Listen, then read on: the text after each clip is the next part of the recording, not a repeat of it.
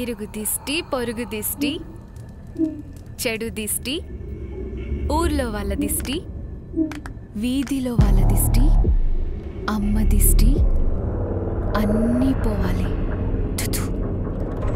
నిప్పులో కలిపి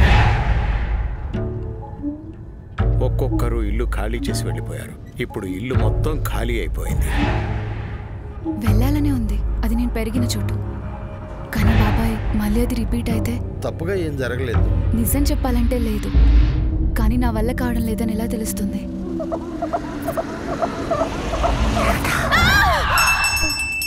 మనం ఆ హోమం మళ్ళీ చేస్తే మంచి జరుగుతుందంటారా? సాయి, నువ్వు ఇక్కడేం చేస్తున్నావమ్మా?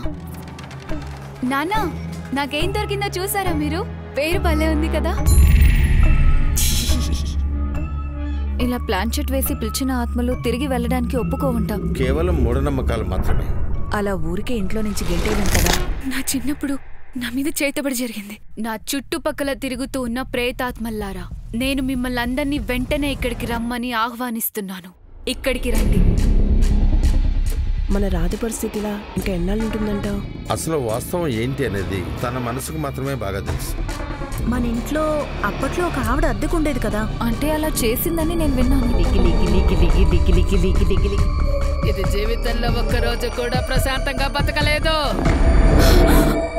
నీ బ్రతుకును నేను సర్వనాశనం చేసేశాను. నీ బ్రతుకును నేను సర్వనాశనం చేసేశాను.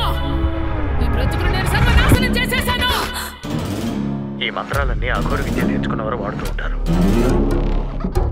ఇక్కడ అసలు ఏం జరుగుతుంది? మీకు చేతబడి మీద నమ్మకం ఉందా? చేతబడి అంటే?